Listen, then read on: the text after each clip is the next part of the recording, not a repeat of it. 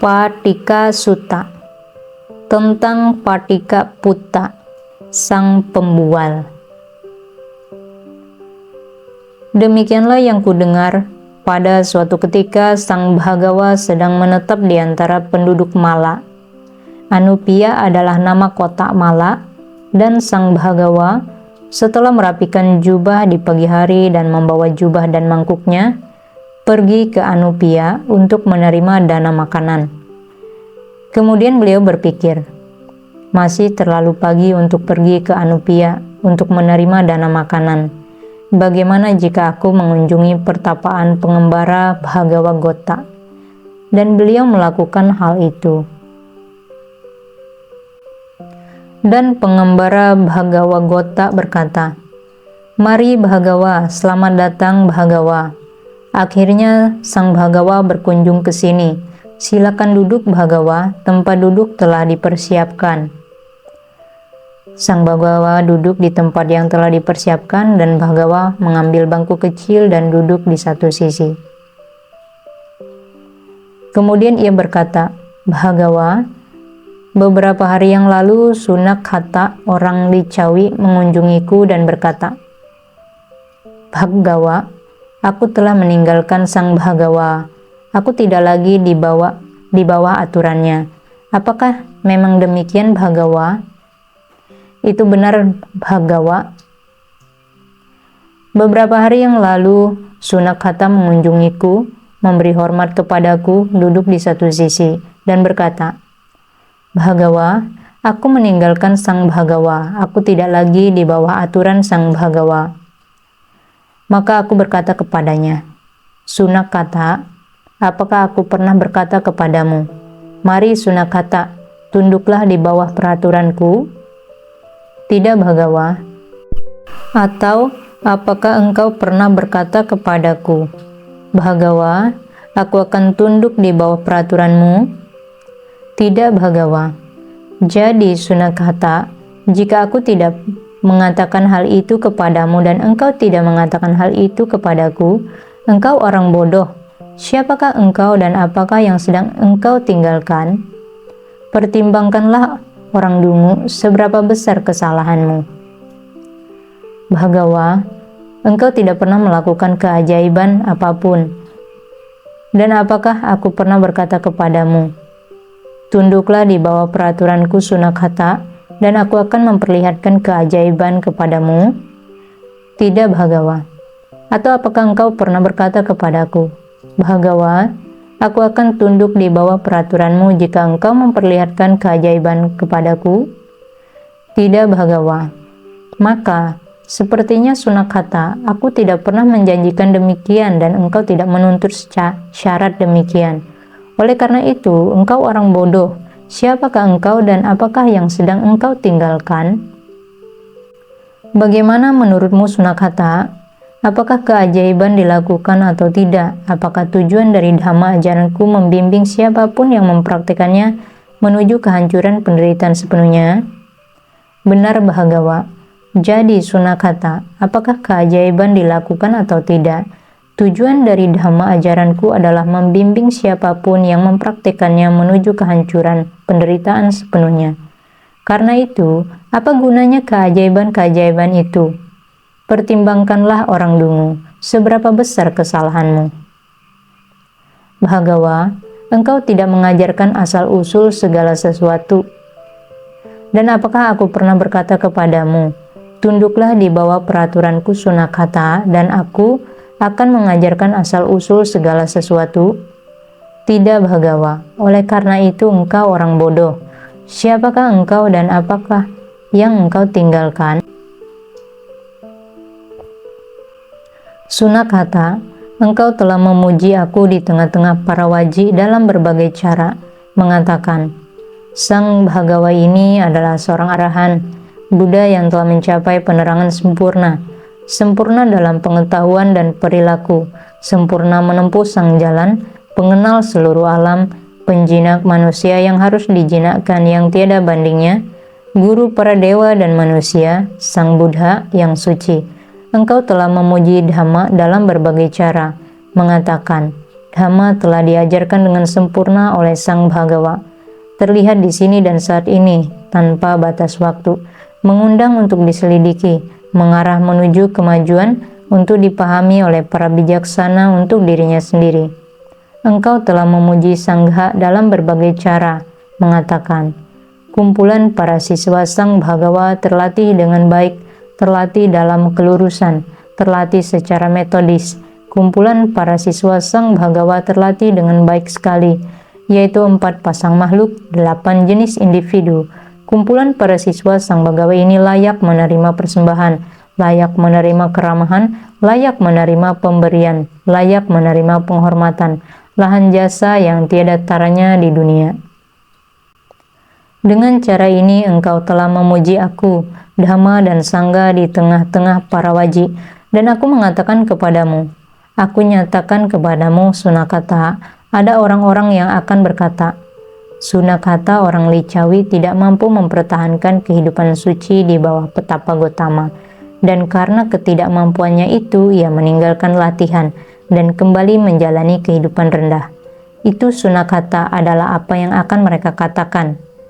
Dan Bhagawa, setelah mendengarkan kata-kataku, Sunakata meninggalkan Dhamma dan disiplin ini bagaikan seseorang yang divonis ke neraka. Suatu ketika, Bhagawa, aku sedang menetap di tengah-tengah penduduk Hulu, di suatu tempat yang bernama Uttaraka, kota mereka. Di pagi hari, aku pergi membawa jubah dan mangkuk menuju Uttaraka untuk menerima dana makanan, dengan Sunakata sebagai pelayanku. Dan ketika itu, betapa telanjang Korakhatya, si manusia anjing, sedang mengumpulkan dana makanan dengan cara merangkak di atas tanah, dan mengunyah dan memakan makanannya hanya dengan mulutnya saja. Melihat itu, Sunakata berpikir, ini adalah petapa arahan sejati, yang mengumpulkan dana makanan dengan cara merangkak di atas tanah, dan mengunyah dan memakan makanannya hanya dengan mulutnya saja. Dan aku mengetahui pikirannya dengan pikiranku berkata kepadanya, engkau orang dungu, apakah engkau mengaku sebagai seorang pengikut Sakya? Bhagawa, apakah maksudmu dengan pertanyaan itu? Sunakata, tidakkah engkau ketika melihat betapa telanjang itu berkeliling mengumpulkan dana makanan dengan cara merangkak, berpikir, ini adalah petapa arahan sejati yang mengumpulkan dana makanan dengan cara merangkak di atas tanah dan mengunyah dan memakan makanannya hanya dengan mulutnya saja? Benar Bhagawa, apakah Bhagawa iri pada kearahatan orang lain? Aku tidak iri pada kearahatan mereka, engkau orang dungu. Hanya karena dalam dirimu muncul pandangan salah ini, singkirkanlah pandangan itu agar engkau tidak membuat dirimu celaka dan menderita dalam waktu yang lama. Betapa telanjang Korakhatya ini yang engkau anggap arahan sejati akan meninggal dunia dalam 7 hari karena penyakit pencernaan. Dan ketika ia mati, ia akan muncul kembali di antara para asura Kalakanja, yang adalah asura tingkat terendah. Dan setelah ia meninggal dunia, ia akan dibuang di tumpukan rumput birana di tanah pemakaman. Jika engkau menginginkan Sunakata, engkau boleh pergi dan bertanya kepadanya apabila ia mengetahui takdirnya. Dan mungkin ia akan memberitahukan kepadamu, teman Sunakata, aku tahu takdirku. Aku telah terlahir kembali di antara para asura Kalakanja, asura tingkat terendah. Kemudian Sunakata mendatangi Korakhatya dan memberitahukan apa yang kuramalkan, menambahkan, oleh karena itu, teman Korakhatya, berhati-hatilah dengan apa yang engkau makan dan minum, agar kata-kata petapa Gotama terbukti salah. Dan Sunakata begitu yakin bahwa kata-kata Sang Tathagata akan terbukti salah, sehingga menghitung hari demi hari hingga 7 hari. Tetapi di hari ke-7, Korakhatya meninggal dunia karena penyakit pencernaan, dan ketika meninggal dunia, ia muncul kembali di antara para asura Kalakanja, dan mayatnya dibuang di tumpukan rumput birana di tanah pemakaman. Dan Sunakata mendengar hal ini, maka ia pergi ke tumpukan rumput birana di tanah pemakaman di mana Korakhatya terbaring, memukul tubuhnya 3 kali dengan tangannya dan berkata, Teman Korakatiya, apakah engkau mengetahui takdirmu? Dan Korakatiya duduk dan mengusap punggungnya dengan tangannya dan berkata, Teman Sunakata, aku tahu takdirku. Aku telah terlahir kembali di antara para asura Kalakanja, asura tingkat terendah. Dan setelah itu ia terjatuh kembali. Kemudian Sunakata mendatangiku, memberi hormat kepadaku dan duduk di satu sisi, dan aku berkata kepadanya, Jadi Sunakata, bagaimana menurutmu? Apakah yang kukatakan kepadamu tentang Korakatiya si manusia anjing benar atau tidak? Terjadi seperti yang engkau katakan Bhagawa dan bukan sebaliknya. Jadi bagaimana menurutmu Sunakata? Apakah suatu keajaiban telah diperlihatkan atau tidak? Tentu saja Bhagawa, karena hal ini suatu keajaiban telah diperlihatkan dan bukan sebaliknya. Jadi engkau orang bodoh, apakah engkau masih mengatakan kepadaku setelah aku memperlihatkan keajaiban demikian? Bhagawa, engkau tidak melakukan keajaiban apapun? Pertimbangkanlah orang dungu seberapa besar kesalahanmu. Dan Bhagawa, setelah mendengar kata-kataku, Sunakata meninggalkan dhamma dan disiplin ini bagaikan seseorang yang diponis ke neraka.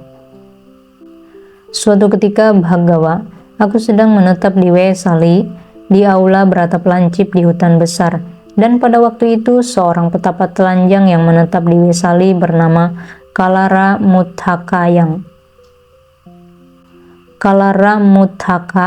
yang menikmati banyak pendapatan dan kemasyhuran di kota Parawaji. Ia melaksanakan 7 aturan latihan. Seumur hidup aku akan menjadi petapa telanjang dan tidak akan mengenakan pakaian apapun. Seumur hidup aku akan menjalani kehidupan suci dan menghindari hubungan seksual. Seumur hidup aku akan bertahan dengan minuman keras dan daging, menghindari nasi yang dimasak dan susu asam.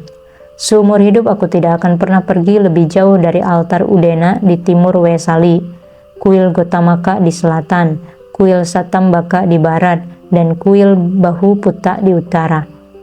Dan adalah karena ia melaksanakan 7 aturan latihan ini, maka ia menikmati banyak pendapatan dan kemasyhuran di ibu kota Parawaji.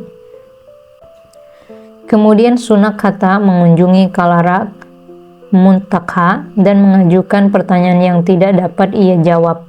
Karena ia tidak dapat menjawab, ia menjadi terganggu, gusar, marah. Tetapi Sunakata berpikir, aku mungkin telah menyinggung perasaan petapa arahan sejati ini. Aku tidak ingin mengalami kemalangan dan penderitaan dalam waktu yang lama. Kemudian Sunakata mendatangiku, memberi hormat kepadaku dan duduk di satu sisi. Aku berkata kepadanya, Engkau orang dungu, apakah engkau mengaku sebagai seorang pengikut Sakya? Bhagawa, apakah maksudmu dengan pertanyaan itu? Sunakata, tidakkah engkau mengunjungi Kalara Muthaka dan mengajukan pertanyaan yang tidak dapat ia jawab? Karena ia tidak dapat menjawab, ia menjadi terganggu, gusar, marah.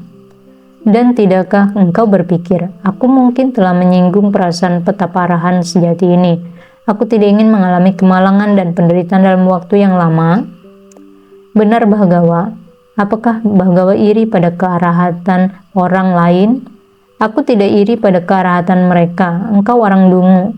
Hanya karena dalam dirimu muncul pandangan salah ini, singkirkanlah pandangan itu agar engkau tidak membuat dirimu celaka dan menderita dalam waktu yang lama. Petapa telanjang Kalara Muthaka ini yang engkau anggap arahan sejati tidak lama lagi akan hidup mengenakan pakaian dan menikah, bertahan hidup dengan nasi yang dimasak dan susu asam. Ia akan pergi lebih jauh dari semua kuil di Vesali dan akan meninggal dunia setelah kehilangan seluruh reputasinya. Dan semua itu memang benar terjadi. Kemudian Sunakata setelah mendengar apa yang telah terjadi mendatangiku, dan aku berkata, Jadi Sunakata, bagaimana menurutmu? Apakah yang kukatakan kepadamu tentang Kalara Muthaka benar terjadi atau tidak? Apakah keajaiban telah dilakukan atau tidak?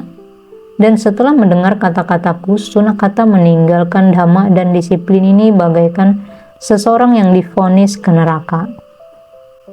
Suatu ketika Bhagawa, aku sedang menetap di Vesali, di aula beratap lancip di hutan besar, Dan pada waktu itu seorang petapa telanjang menetap di Wesali bernama Patikaputa yang menikmati banyak pendapatan dan kemasyhuran di ibu kota Parawaji. Dan ia mengatakan pernyataan ini dalam suatu pertemuan di Wesali. Petapa Gotama mengaku sebagai seorang bijaksana dan aku mengaku hal yang sama. Adalah benar bahwa seorang bijaksana harus memperlihatkannya dengan melakukan keajaiban. Jika petapa Gotama Sudi datang setelah setengah jalan untuk bertemu denganku, aku akan melakukan hal yang sama. Kemudian kami berdua akan melakukan keajaiban, dan jika petapa Gotama melakukan satu keajaiban, aku akan melakukan dua. Jika beliau melakukan dua, aku akan melakukan empat. Dan jika beliau melakukan empat, aku akan melakukan 8. Berapapun banyaknya keajaiban yang petapa Gotama lakukan, aku akan melakukan 2 kali lebih banyak. Kemudian Sunakata mendatangiku, memberi hormat kepadaku, duduk di satu sisi dan mengatakan kepadaku apa yang dikatakan oleh Patikaputa. Aku berkata, Sunakata, petapa telanjang Patikaputa itu tidak akan mampu bertemu muka denganku jika ia tidak menarik kembali kata-katanya, melepaskan pikiran itu dan meninggalkan pandangan itu, dan jika ia berpikir sebaliknya, kepalanya akan pecah berkeping-keping. Bhagawa, harap Bhagawa berhati-hati terhadap apa yang beliau katakan. Harap yang sempurna menempuh sang jalan berhati-hati terhadap apa yang beliau katakan. Apa maksudmu mengatakan hal itu kepadaku? Bhagawa, sang Bhagawa mengucapkan pernyataan pasti tentang kedatangan Patikaputa, tetapi ia mungkin saja datang dengan dengan bentuk yang berubah. Dan dengan demikian kata-kata sang Bhagawa terbukti salah. Tetapi Sunakata, akankah sang Tathagata membuat pernyataan yang membingungkan? Bhagawa, apakah Bhagawa mengetahui dengan pikirannya sendiri tentang apa yang akan terjadi dengan Patikaputa? Atau dewa telah memberitahukan kepada Tathagata? Sunakata, aku mengetahuinya dengan pikiranku sendiri dan aku juga telah diberitahu oleh dewa. Karena Ajita, Jenderal Lichawi, meninggal dunia beberapa hari yang lalu dan telah terlahir kembali di alam 33. Ia mengunjungiku dan memberitahukan kepadaku, Bhagawa, Patikaputa si petapa telanjang adalah pembohong yang tidak tahu malu. Ia menyatakan di ibu kota Waji, Ajita Jenderal Lichawi telah terlahir kembali di neraka. Namun aku tidak terlahir kembali di neraka, melainkan di alam 33 dewa. Ia adalah seorang pembohong yang tidak tahu malu. Demikianlah Sunakata, aku mengetahui dengan pikiranku sendiri, tetapi aku juga telah diberitahu oleh dewa. Dan sekarang Sunakata, aku akan pergi ke Wesali untuk menerima dana makanan. Saat kembali nanti, setelah makan aku akan pergi untuk beristirahat siang di Taman Patikaputa. Engkau boleh mengatakan apapun yang engkau inginkan kepadanya. Kemudian setelah merapikan jubah, aku mengambil jubah dan mangkukku dan pergi ke Wesali untuk menerima dana makanan. Saat kembali, aku pergi ke Taman Patikaputa untuk beristirahat siang. Sementara itu, Sunakata bergegas pergi ke Wesali dan menyatakan kepada para Lichawi yang terkemuka, teman-teman, sang Bhagawa telah pergi ke Wesali untuk menerima dana makanan dan setelah itu beliau akan pergi ke Taman Patikaputa untuk beristirahat siang. Marilah teman-teman, marilah. 2 petapa besar akan melakukan keajaiban. Dan semua Lichawi terkemuka itu berpikir, 2 petapa besar akan melakukan keajaiban. Marilah kita pergi ke sana. Dan ia juga mendatangi para brahmana terkenal dan kaya dan para petapa dan brahmana dari berbagai aliran dan memberitahukan hal yang sama, dan mereka juga berpikir, mari kita ke sana. Dan demikianlah semua orang datang ke Taman Patikaputa, ratusan dan ribuan dari mereka. Dan Patikaputa mendengar bahwa semua orang ini telah datang ke tamannya dan bahwa petapa Gotama telah pergi ke sana untuk beristirahat siang. Dan mendengar berita ini, ia gemetar ketakutan dan merinding. Dan dengan gemetar ketakutan dan merinding, ia pergi menuju perkemahan Tinduka, tempat kediaman para pengembara. Ketika kerumunan itu mendengar bahwa ia telah pergi ke perkemahan Tinduka, mereka mengutus seseorang untuk menemui Patikaputa dan mengatakan, teman Patikaputa, marilah, semua orang telah datang ke tamanku. ke tamanmu, dan petapa Gotama telah pergi ke sana untuk beristirahat siang. Karena engkau telah menyatakan dalam suatu pertemuan di Vesali, petapa Gotama mengaku sebagai seorang bijaksana dan aku mengakui hal yang sama, seperti paragraf 15. Berapapun banyaknya keajaiban yang petapa Gotama lakukan, aku akan melakukan 2 kali lebih banyak. Karena itu, marilah datang setengah perjalanan. Petapa Gotama telah menempuh setengah perjalanan untuk bertemu denganmu dan sedang duduk dalam istirahat siangnya di taman yang mulia.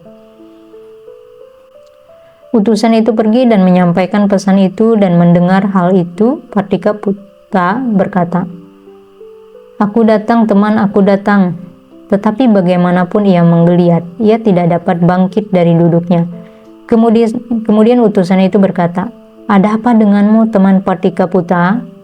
Apakah pantatmu menempel di tempat duduk, atau tempat duduk itu menempel di pantatmu?"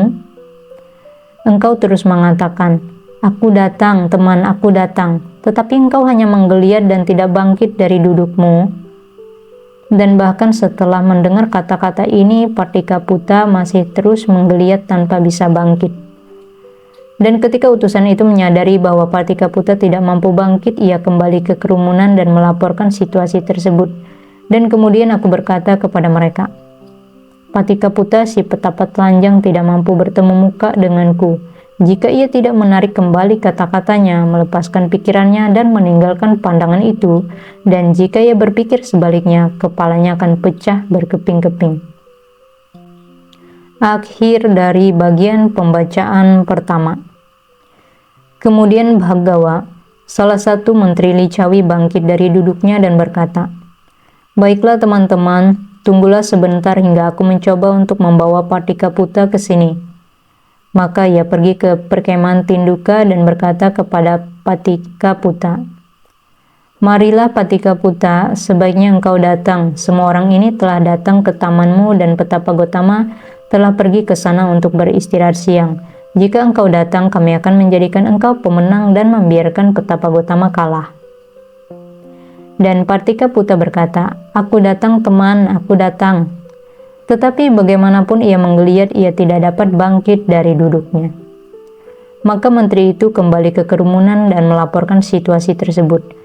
Kemudian aku berkata, "Patikaputa tidak mampu bertemu muka denganku. Bahkan jika para Licawi yang baik berpikir, mari kita mengikatnya dengan tali kulit dan berusaha menariknya dengan sepasang sapi, ia akan memutuskan tali. Ia tidak mampu bertemu muka denganku." Kemudian Jalia, seorang murid petapa bermangkuk kayu, bangkit dari duduknya, pergi ke perkemahan Tinduka dan berkata kepada Patikaputa, "Marilah Patikaputa, jika engkau datang, kami akan menjadikan engkau pemenang dan membiarkan petapa Gotama kalah." Dan Patikaputa berkata, "Aku datang teman, aku datang." Tetapi bagaimanapun ia menggeliat, ia tidak dapat bangkit dari duduknya. Kemudian ketika Jalia menyadari situasinya, ia berkata, "Patikaputa, suatu ketika seekor singa, raja binatang buas, berpikir, bagaimana jika aku bersarang di dekat suatu hutan, kemudian aku akan keluar di malam hari, menguap, mengamati 4 penjuru, mengaumkan auman singa 3 kali, dan kemudian mengejar binatang pemakan rumput. Aku dapat memilih yang terbaik dari kelompok itu sebagai mangsaku, dan setelah memakan makanan lezat dari daging lembut, kemudian kembali ke sarangku." Dan ia melakukan hal itu. Kemudian ada seekor serigala yang menjadi gemuk dari sisa yang ditinggalkan oleh singa tersebut, dan ia sombong dan kuat, dan ia berpikir, "Apakah bedanya antara aku dan singa itu, raja binatang buas? Bagaimana jika aku bersarang di dekat hutan?" Demikianlah ia bersarang di sana dan keluar di malam hari. Ia mengamati 4 penjuru dan kemudian berpikir, "Sekarang aku akan mengaumkan auman singa 3 kali." Dan ia menggonggong sesuai jenisnya, gonggongan serigala. Tetapi apakah gonggongan serigala yang malang sama dengan auman singa? Demikian pula Patikaputa, engkau hidup dengan bergantung pada pencapaian yang sempurna menempuh sang jalan dan makan dari sisa-sisa yang sempurna menempuh sang jalan. Membayangkan engkau dapat berdampingan dengan sang Tathagata, Arahan, dan Buddha yang telah mencapai penerangan sempurna. Tetapi apakah Patika Puta yang malang sama dengan Sang Tathagata?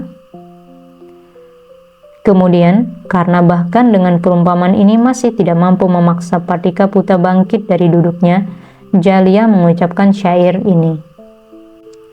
Berpikir bahwa dirinya adalah seekor singa, si serigala berkata, "Aku adalah raja binatang buas," dan mencoba untuk mengaumkan auman singa, namun hanya gonggongan yang dihasilkan.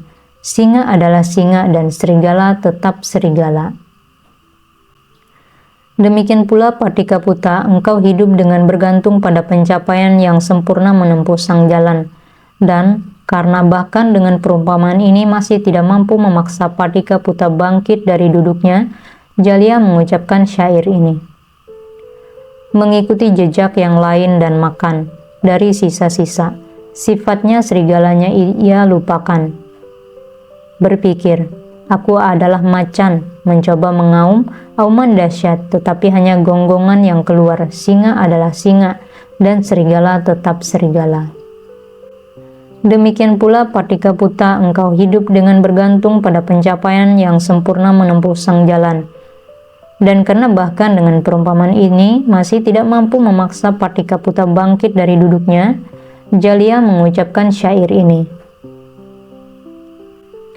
Dengan rakus memakan kodok dan tikus di tempat penumbukan padi, dan mayat-mayat yang dibuang di tanah pemakaman, dalam kesunyian hutan, sang serigala berpikir, aku adalah raja binatang buas, dan mencoba mengaum auman dahsyat. Tetapi hanya gonggongan yang keluar. Singa adalah singa dan serigala tetap serigala. Demikian pula Patika Puta, engkau hidup dengan bergantung pada pencapaian yang sempurna menempuh sang jalan dan makan dari sisa-sisa yang sempurna menempuh sang jalan. Membayangkan engkau dapat berdampingan dengan Sang Tathagata, Arahan, dan Buddha yang telah mencapai penerangan sempurna. Tetapi apakah Patika Puta yang malang sama dengan Sang Tathagata? Kemudian karena bahkan dengan perumpamaan ini masih tidak mampu memaksa Patika Puta bangkit dari duduknya, Jalia kembali ke kerumunan dan melaporkan situasinya. Kemudian aku berkata, Patika Puta tidak mampu bertemu muka denganku jika ia tidak menarik kembali kata-katanya, melepaskan pikirannya, dan meninggalkan pandangan itu. Bahkan jika para licawi yang baik berpikir, mari kita mengikatnya dengan tali kulit dan berusaha menariknya dengan sepasang sapi, ia akan memutuskan tali. Ia tidak mampu bertemu muka denganku. Jika ia berpikir sebaliknya, kepalanya akan pecah berkeping-keping. Kemudian Bhagawa, aku menasehati, menginspirasi, memicu semangat dan menggembirakan kerumunan itu dengan khotbah Dhamma, dan setelah membebaskan kelompok itu dari belenggu besar, dengan demikian menyelamatkan 84.000 makhluk dari jalan berbahaya, aku memasuki unsur api dan terbang ke angkasa hingga setinggi 7 pohon palem, dan memancarkan cahaya setinggi 7 pohon palem lagi sehingga bersinar dan menebarkan keharuman. Kemudian aku muncul kembali di aula beratap lancip di hutan besar. Di sana, Sunakkhata mendatangiku, memberi hormat dan duduk di satu sisi. Aku berkata, bagaimana menurutmu Sunakkhata? Apakah yang kukatakan kepadamu tentang Patika Puta benar atau tidak? Benar Bhagawa. Dan apakah keajaiban sudah dilakukan atau tidak? Sudah Bhagawa. Jadi engkau orang dungu, apakah engkau masih mengatakan, setelah aku melakukan keajaiban demikian? Bhagawa, engkau tidak melakukan keajaiban apapun. Pertimbangkanlah orang dungu, seberapa besar kesalahanmu. Dan Bhagawa, setelah mendengar kata-kataku, Sunakkhata meninggalkan dhamma dan disiplin ini bagaikan seseorang yang divonis ke neraka. Bhagawa, aku mengetahui asal-usul pertama dari segala sesuatu. Aku bukan hanya mengetahui hal itu, tetapi apakah yang lebih dari itu dalam hal ini? Dan aku tidak terpengaruh oleh apa yang aku tahu. Dan bukan karena pengaruhnya aku mengetahui untuk diriku sendiri pemadaman itu. Dan yang dengan merealisasinya Sang Tathagata tidak mungkin jatuh ke jalan berbahaya. Ada Bhagawa, beberapa petapa dan brahmana yang menyatakan ajaran mereka bahwa segala sesuatu adalah ciptaan para dewa atau Brahma. Aku mendatangi mereka dan berkata, Tuan-tuan, benarkah bahwa kalian menyatakan bahwa segala sesuatu adalah ciptaan dewa atau Brahma? Benar, mereka menjawab. Kemudian aku bertanya, kalau begitu bagaimanakah tuan-tuan menyatakan bagaimana munculnya ini? Tetapi mereka tidak mampu menjawab, dan sebaliknya mereka bertanya kepadaku dan aku menjawab. Akan tiba saatnya teman-teman, cepat atau lambat, setelah kurun waktu yang lama ketika alam ini mengerut. Makhluk-makhluk terlahir di alam Brahma Abhasara dan berdiam di sana selama waktu yang sangat lama. Ketika alam ini mengembang, salah satu makhluk jatuh dari sana dan muncul di sebuah istana Brahma yang kosong. Ia merindukan teman, makhluk-makhluk lain muncul, dan mereka percaya bahwa ia menciptakan mereka. Sutta 1 paragraf 2.2-6. Itu tuan-tuan adalah bagaimana segala sesuatu terjadi sebagaimana yang kalian ajarkan, bahwa segala sesuatu adalah ciptaan dewa atau Brahma. Dan mereka berkata, kami telah mendengar hal ini yang mulia Gotama seperti yang engkau jelaskan. Tetapi aku mengetahui asal-usul pertama dari segala sesuatu, dan bukan karena pengaruh oleh apa yang aku tahu maka aku mengetahui pemadaman itu, yang dengan merealisasinya sang Tathagata tidak mungkin jatuh ke jalan berbahaya. Ada beberapa petapa dan brahmana yang menyatakan bahwa asal-usul segala sesuatu adalah karena kekotoran oleh kenikmatan. Aku mendatangi mereka dan bertanya apakah itu adalah pandangan mereka. Benar, mereka menjawab. Aku bertanya bagaimanakah asal-usul itu, dan ketika mereka tidak mampu menjawab, aku berkata, ada teman-teman para dewa tertentu yang disebut dikotori oleh kenikmatan. Mereka menghabiskan banyak waktu dengan bersenang-senang. Perhatian mereka merosot dan mereka terjatuh. Sutta 1 paragraf 2.7-9. Itu tuan-tuan, itu adalah apa yang kalian ajarkan bahwa asal-usul segala sesuatu adalah karena kekotoran oleh kenikmatan. Dan mereka berkata, kami telah mendengar hal ini yang mulia Gotama seperti yang engkau jelaskan. Ada beberapa petapa dan brahmana yang menyatakan bahwa asal-usul segala sesuatu adalah karena kekotoran pikiran. Aku mendatangi mereka dan bertanya apakah itu adalah pandangan mereka. Benar, mereka menjawab. Aku bertanya bagaimanakah asal-usul itu, dan ketika mereka tidak mampu menjawab, aku berkata, ada teman-teman para dewa tertentu yang disebut berpikiran kotor. Mereka menghabiskan banyak waktu dengan saling iri satu sama lain.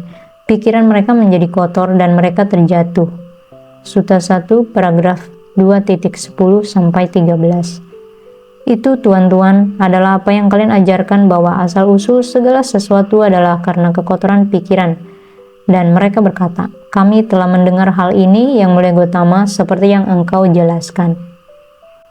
Ada Bhagawa, beberapa petapa dan brahmana yang menyatakan bahwa asal-usul segala sesuatu adalah terjadi secara kebetulan. Aku mendatangi mereka dan bertanya apakah itu adalah pandangan mereka. Benar, mereka menjawab. Aku bertanya, bagaimanakah asal-usul itu? Dan ketika mereka tidak mampu menjawab, aku berkata, ada teman-teman para dewa tertentu yang disebut tanpa persepsi. Ketika mendadak suatu persepsi muncul dalam diri mereka, para dewa itu jatuh dari alam itu, tidak mengingat apa-apa. Sutta 1 paragraf 2.31. Mereka berpikir sekarang dari tidak ada aku telah menjadi ada. Itu tuan-tuan adalah apa yang kalian ajarkan bahwa asal-usul segala sesuatu adalah terjadi secara kebetulan. Dan mereka berkata, kami telah mendengar hal ini yang mulia Gotama seperti yang engkau jelaskan. Tetapi aku mengetahui asal-usul pertama dari segala sesuatu, dan aku bukan hanya mengetahui hal itu, tetapi apakah yang lebih dari itu dalam hal nilai. Aku tidak terpengaruh oleh apa yang aku tahu, dan bukan karena pengaruhnya aku mengetahui untuk diriku sendiri pemadaman itu yang dengan merealisasinya sang Tathagata tidak mungkin jatuh ke alam berbahaya.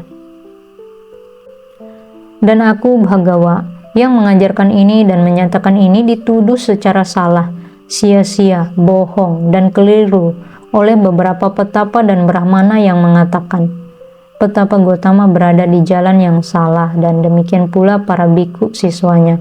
Beliau menyatakan bahwa siapa saja yang telah mencapai tingkat kebebasan yang disebut indah, melihat segala sesuatu menjijikkan. Tetapi aku tidak mengatakan hal ini.